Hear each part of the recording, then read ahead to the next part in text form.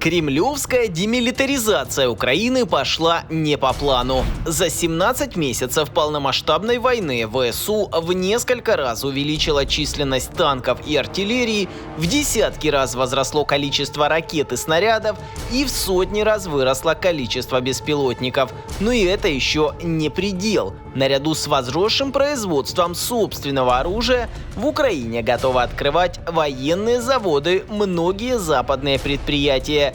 Какие? Сейчас расскажем. Одним из главных оборонных концернов Европы, поставщиков бронетехники по всему миру и производителей танков для стран НАТО является немецкая компания Rheinmetall. И именно она заявила о строительстве своего завода на территории Украины, не дожидаясь окончания войны. Это очень известная компания, она имеет очень много активов, у них есть заинтересованность тоже в оборонной сфере, они производители вот этого известного танка «Леопард». У них вообще интерес заниматься оборонкой, потому что в Германии там ограниченный рынок, у них не только эти проекты есть, я пока не могу говорить, но заинтересованность очень большая. Одним из тех проектов, о которых можно говорить, намерение собирать в Украине новейшие танки КФ-51 «Панцирь». На самом концерне его называют преемником второго «Леопарда». Танк вооружен 130-миллиметровой пушкой, способной стрелять в том числе снарядами с кинетической энергией и программированными боеприпасами воздушного подрыва. Также на башне имеется 12,7-миллиметровый спаренный пулемет. Кроме этого установлен боевой модуль Netter и, возможно, до оснащения пусковой установкой барражирующих боеприпасов. Танк имеет высокий коэффициент живучести и технологии активной, реактивной и пассивной защиты. В корпус интегрированы беспилотники для ведения разведки, экраны для кругового обзора в любую погоду и время суток. Также разрабатываются модификации полностью дистанционного управления танком. Перспективы создания этой и другой техники в Украине тут же оценили в Москве. Первое слово взяла Мария Захарова.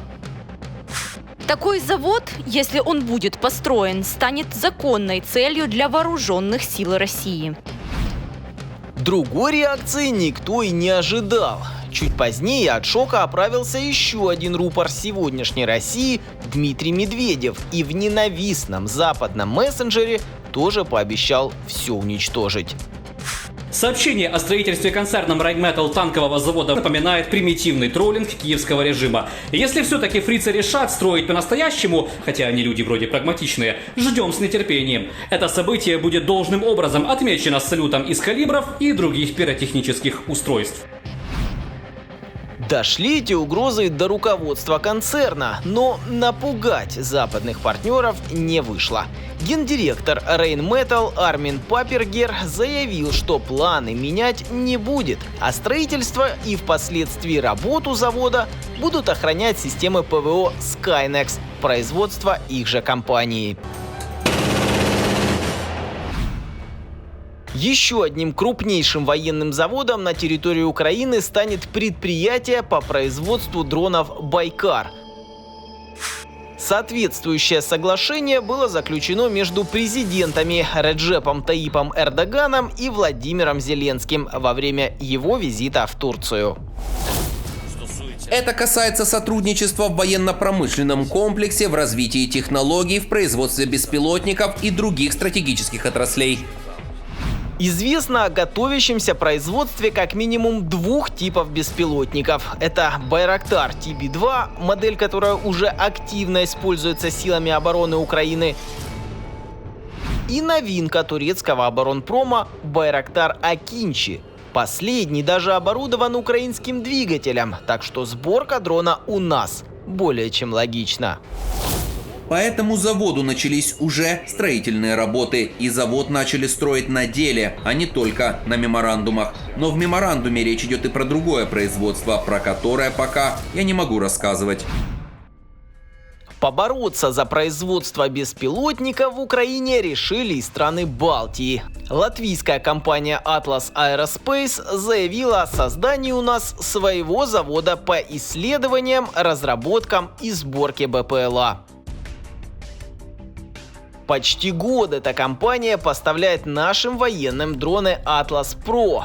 Теперь же руководство предприятия решило быстрее обеспечивать ВСУ этими птичками и собирается открывать производство у нас. Кроме того, в Атласе заявили, что расширят ассортимент. Уже заканчивается разработка более компактных моделей Atlas Mini и Atlas Micro.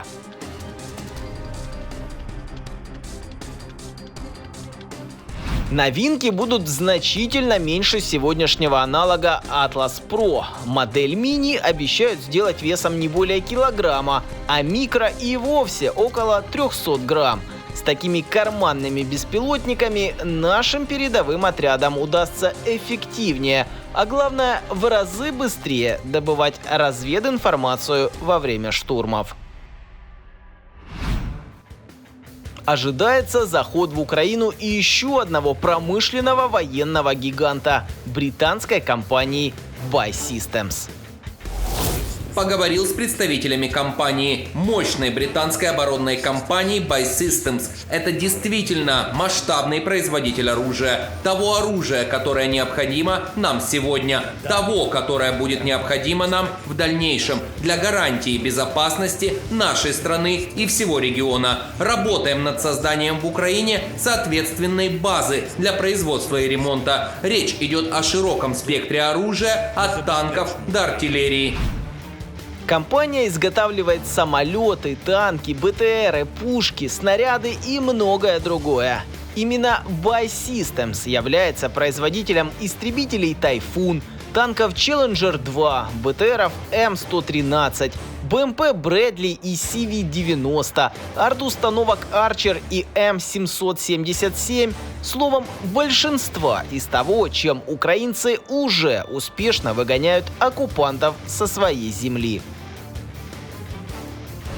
Кроме того, все эти предприятия будут не просто производить продукцию в Украине, но и станут основой ремонтных баз западной техники, которая работает на фронте.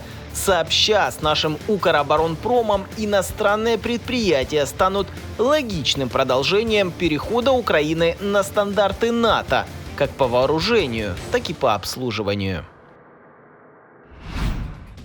Также ряд стран ведут сейчас переговоры по открытию своих предприятий в Украине, такие как, например, Италия и Франция, а ряд государств помогут улучшить нам военную инфраструктуру. К примеру, Канада возьмется за обустройство аэродромов для западных самолетов.